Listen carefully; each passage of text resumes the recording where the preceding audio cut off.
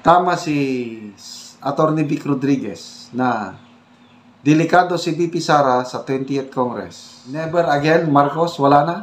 Yan ngayon ang tanong na kaya medyo nasa alanganin si Senator Amy sa tingin ko. Kasi sa nababasa kong mga comments, marami ng mga Duterte fans and supporters na ayaw na nila never again sa mga Marcos, including Senator Amy. Pag-usapan natin ngayon ang totoong kalagayan, yung pagkakaibigan ni VP Sara at saka ni Senator Amy Marcos. So, very clear na ang hiwalayan ng Marcos and Duterte. Talagang irreconcilable o divorce na talaga. So, itong lately na mga pahayag ni VP Sara, sa galit niya, napunog sa loob. Naikwento niya na winarningan niya, sinabihan niya si Senator Amy na pag hindi sila tumigil, ipapahukay ang bangkay ng Yumang Marcos Sr. at itatapon sa West Philippine Sea. So, those are signs of frustration. So, mula noon, hindi nagsalita si Senator Amy. Tahimik lang. Na sa huling interview kay VP Sara, napag-alaman natin na naiinis. Naiinis na si Senator Amy kay VP Sara at kay PBBM. Yun ang huling pahayag. And then, sabi naman ni VP Sara na parang matamlay, malamig ang pakikitungo ni Senator Amy.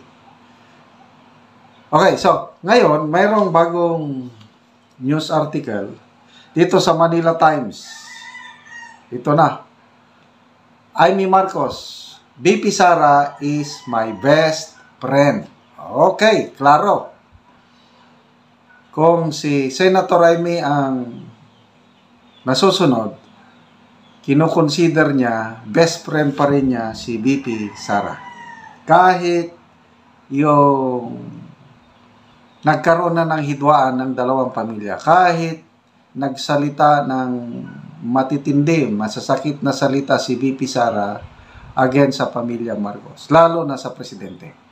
Yan bang naging toxic ng relationship, tatanggalan ng ulo, pahukay, itapon sa West Philippine Sea. Despite yung mga ganon,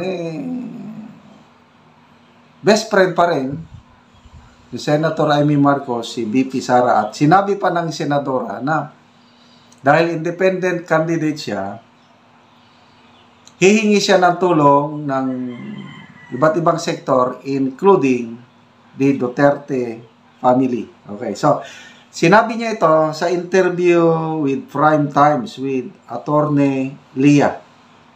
So, tinanong siya, kumusta nang pakikipagkaibigan niya kay VP Sara? At yun, sumagot siya na kaibigan pa rin. So, ito ang exact word ng senadora. I've heard some of it before. That's why I said I will no longer enter into alliances. So, yun na, kaya nagiging independent candidate na siya. I knew, sabi ni Senator, that it's going to come to this. I knew that this was going to get ugly this soon. And here we are. Na-foresight na pala niya na magiging matindi ang bangayan ng Pangulo at ang Vice Pangulo. Nakita niya na. So sabi niya, that's why I am said I'm out of it. I don't like disputes. Duterte is my best friend. Yan ang exact word. Duterte is my best friend. I love her. And my brother very much.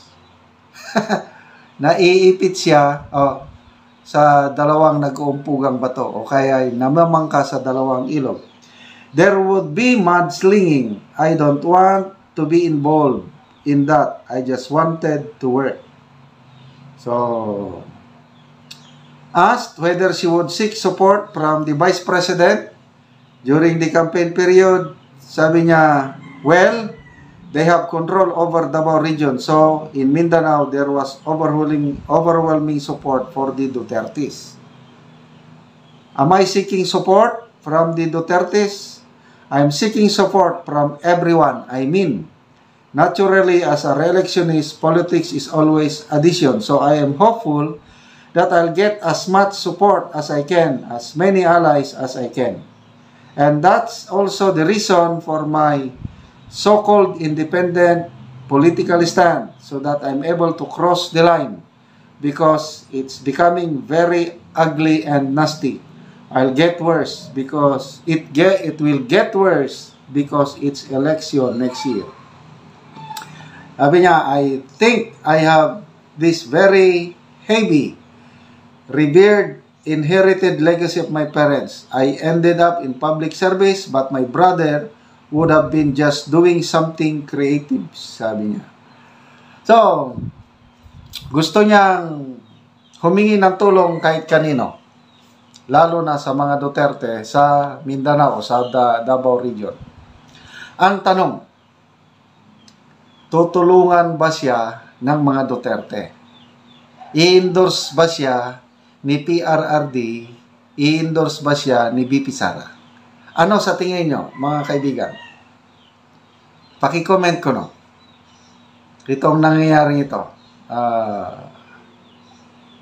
May makukuha bang suporta ni Senator Amy sa mga Dutertes? And another question is, ang mga DDS, ano na ngayon ang suporta nila kay Amy Marcos? Never again, Marcos? Wala na? Yan ngayon ang tanong na, no? Kaya medyo nasa alanganin si Senator Amy sa tingin ko. Kasi sa nababasa kong mga comments, marami ng mga Duterte fans and supporters na ayaw na nila never again sa mga Marcos, including Senator Amy. Okay, speaking of the political career of BP Sara, kailangan niya ng mga senador nakakampi sa 20th Congress.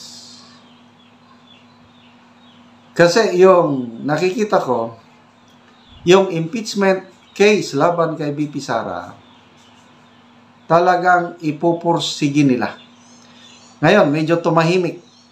Kasi holiday, magdi-December na. Sa next Congress, after ng May 25, 2025 election, talagang matutuloy ang impeachment complaint ng mga congressman laban kay BP Sara at makakarating sa Senado. So, kung mananalo si Senator Amy, although alanganin, tutulungan ba niya si BP Sara? Kung totoo itong sinabi niya na best friend pa rin niya si BP Sara, magandang development ito dahil tutulungan niya. Kasi yung impeachment case, it's a political game. Hindi na importante kung mabigat o magaan yung ebidensya laban kay BP Sara. Yung intelligence fund, paggamit ng confidential intelligence fund. Ang importante dyan is yung political leaning, political alliances. Kaya, tama si Atty. Vic Rodriguez na delikado si BP Sara sa 20th Congress. Kailangan ni BP Sara ng kakampi sa Senado. Kaya tumakbo si Atty. Vic, hoping na manalo siya.